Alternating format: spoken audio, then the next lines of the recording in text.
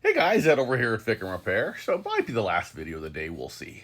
But this question comes in and it says, hey, any ideas on this outer tire wear issue that seems to be hitting the mid-2000 Fords? Well, I didn't snap to the fact that that was even an issue, very frankly, so thanks for bringing it up. But the purpose of this video is to talk about 10 things that can cause this problem: high outer tire wear. Now, I'd like to start with the thing that's probably most likely and the most underappreciated, and that is leaf springs.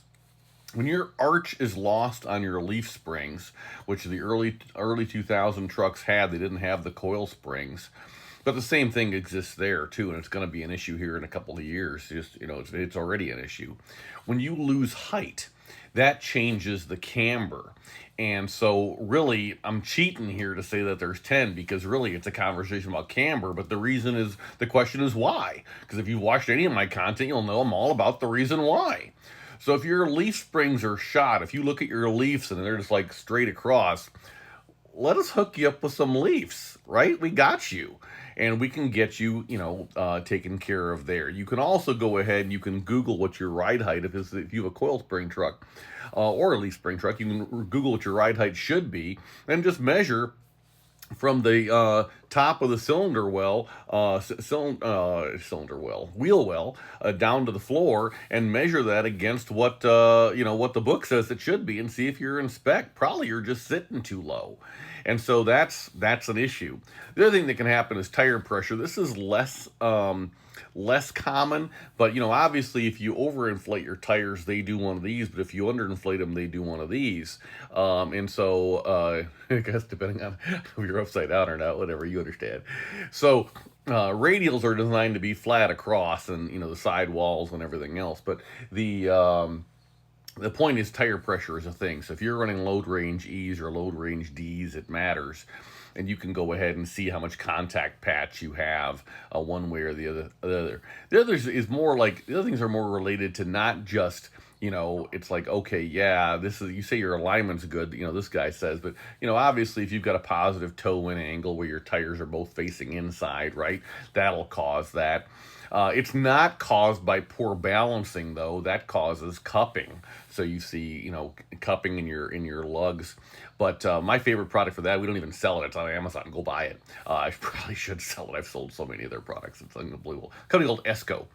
They make a little bucket of tire beads. Just put yourself a couple scoopfuls in there, and recognize that on that path, there's a couple of scoopfuls in there. They'll there's a little chart that says, oh yeah, you're running 285, 75, 16s, whatever it is, and you need 6 ounces or whatever it is of beads.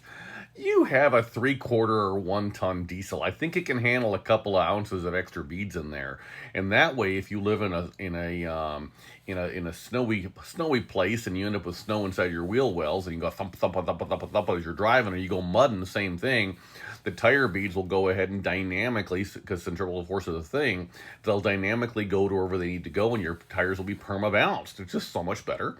Just put them in there. Just break the bead of the tire, drop them in there, put them in, and life is good. And not only will your tires last longer, but also you'll have less vibration, which means that your other components, your steering components, are happier with you just anyway. You're putting less on your steering wheel, on your ball joints, on your everything, tie rods, all of it.